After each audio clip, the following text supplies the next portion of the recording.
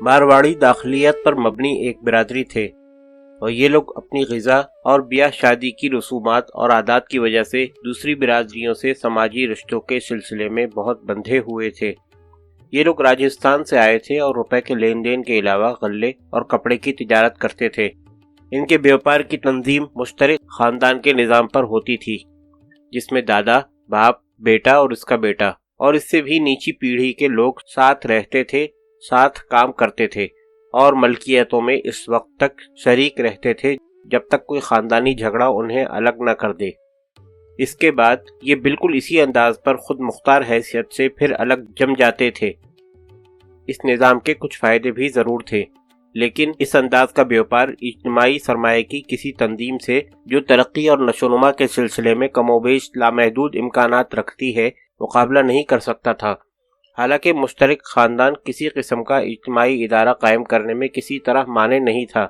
لیکن پھر بھی اس نظام میں بالکل معمولی قسم کے انسان کی خواہشات اور پرواز کے لیے کافی مواقع فراہم ہو جاتے تھے۔ خاص طور پر ان لوگوں کے لیے یہ میدان کافی تھا جو زندگی کا ایک محدود تصور رکھتے ہیں۔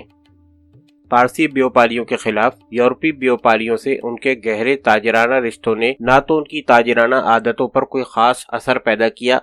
نہ ان کی سماجی روایات کو متاثر کیا،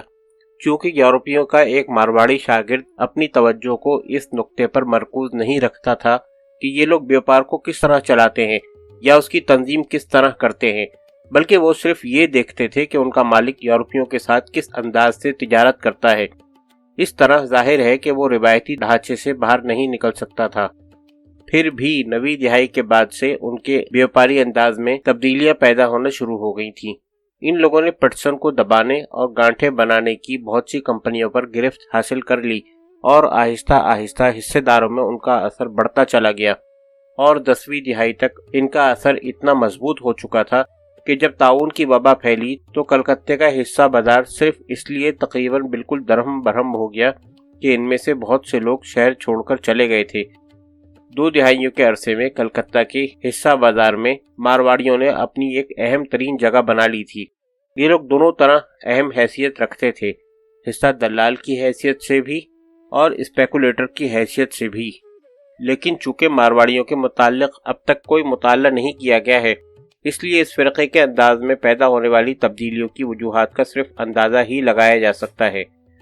دلالی تو ان کا ایک روایتی پیشہ تھا، لیکن حصہ داروں کی حیثیت سے ان کی اہمیت کی وجہ ان کے اس والہانہ عشق میں تلاش کی جا سکتی ہے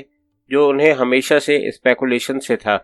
کلکتہ حصہ بازار میں مستقبل کے ٹھیکے اور زر کی سختی کے دور میں جبریہ فروخت کی اس حد تک موجودگی کا سبب بھی ان لوگوں کی یہ خصوصیت ہی کہی جا سکتی ہے۔ چناؤ کے فن میں یہ لوگ صحیح معنوں میں فنکار تھے۔ حصص کے کاروبار میں انتہائی حساس ہونے کی وجہ سے انہیں وہ خبریں سب سے پہلے مل جاتی تھیں جن سے حصہ بازار پر کوئی اثر پڑنا ہوتا تھا،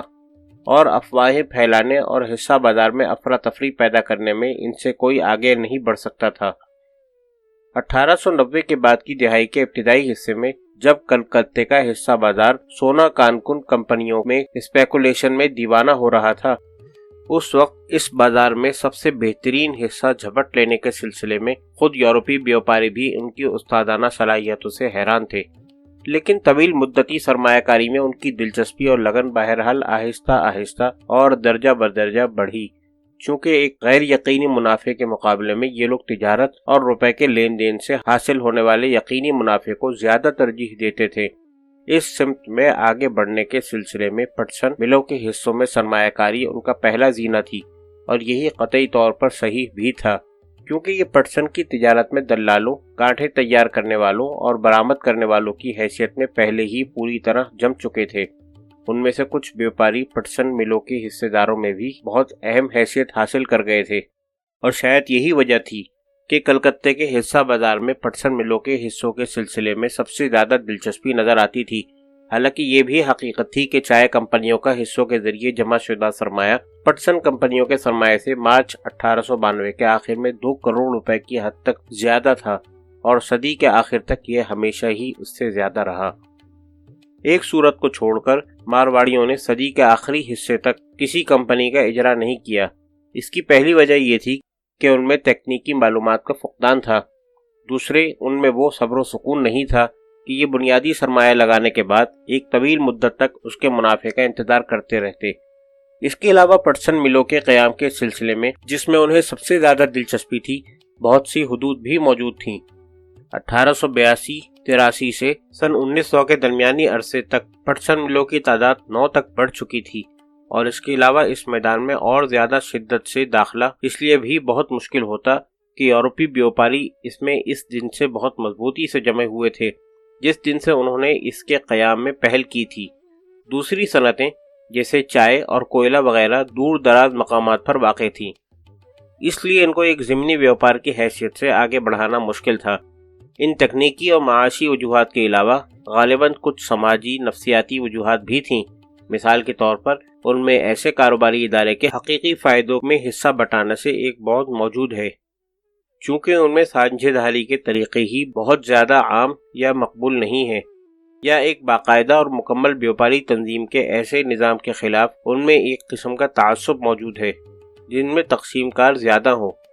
چونکہ یہ لوگ یورپی بیوپاری تنظیم کے نظام کو ایک قسم کی فضول خرچی یا تضییع اوقات خیال کرتے ہیں۔